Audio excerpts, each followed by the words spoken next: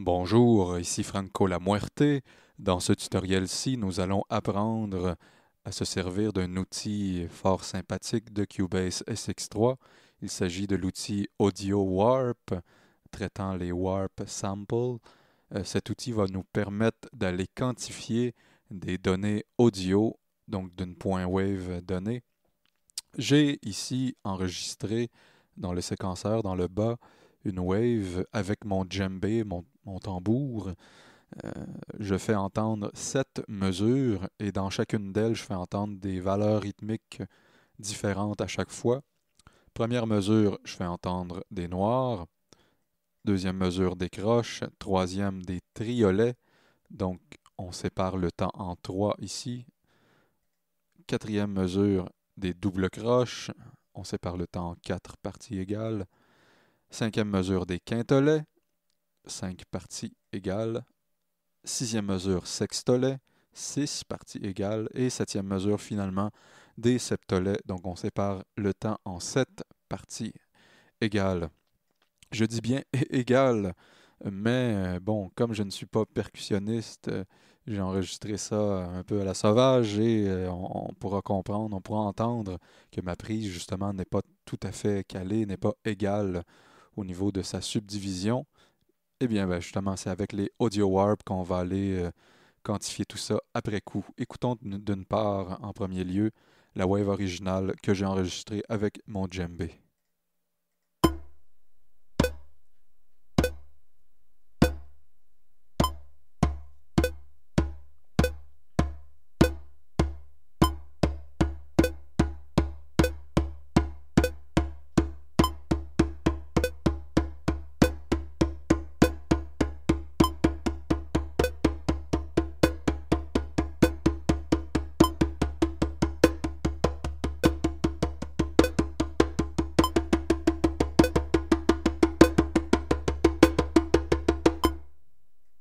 Voilà, on entend que le son n'est pas calé, les éléments rythmiques ne sont pas tout à fait calés.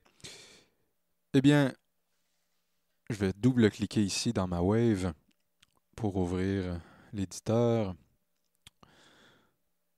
Zoomons ici, par exemple, à cet échantillon. On comprend que, idéalement, il devrait être calé ici à la mesure 2, où il y a le petit chiffre 2.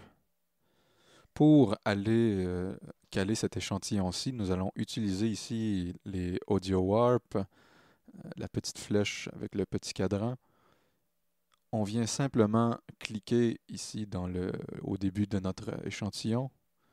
Une petite ligne orange apparaît et ensuite on tasse vers la droite cet échantillon-ci pour aller vraiment le caler à la mesure 2, par exemple comme ça ici.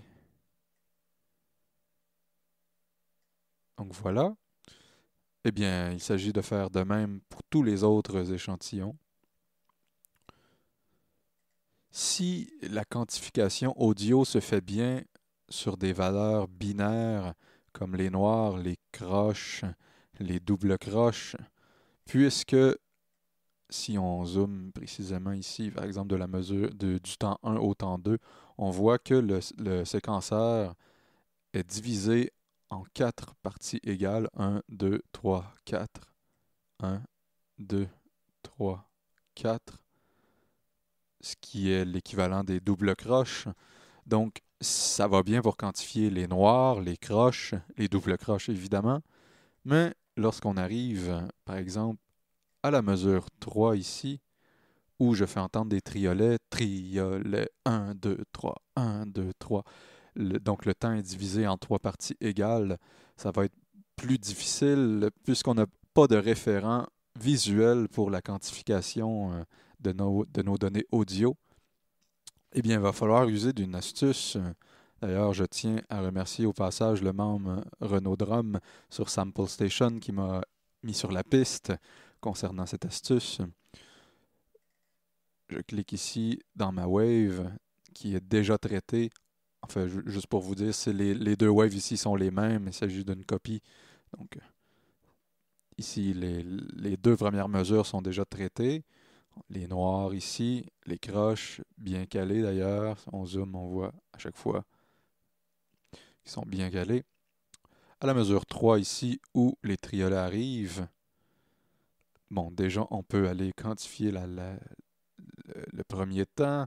Ça, c'est pas sorcier, comme ça ici. Voilà.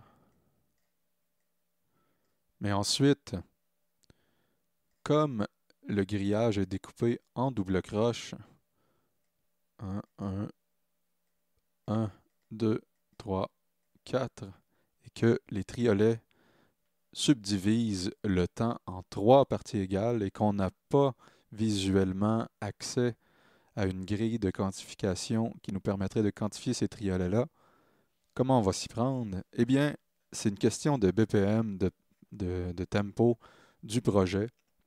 On voit ici que mon tempo est à 50 BPM. Donc, maintenant, pour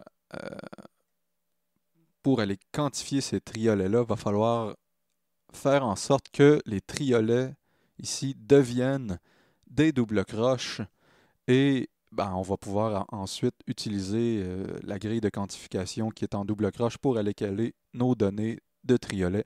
Comment on va faire ça? On prend notre BPM, donc 50, et on le divise par 4.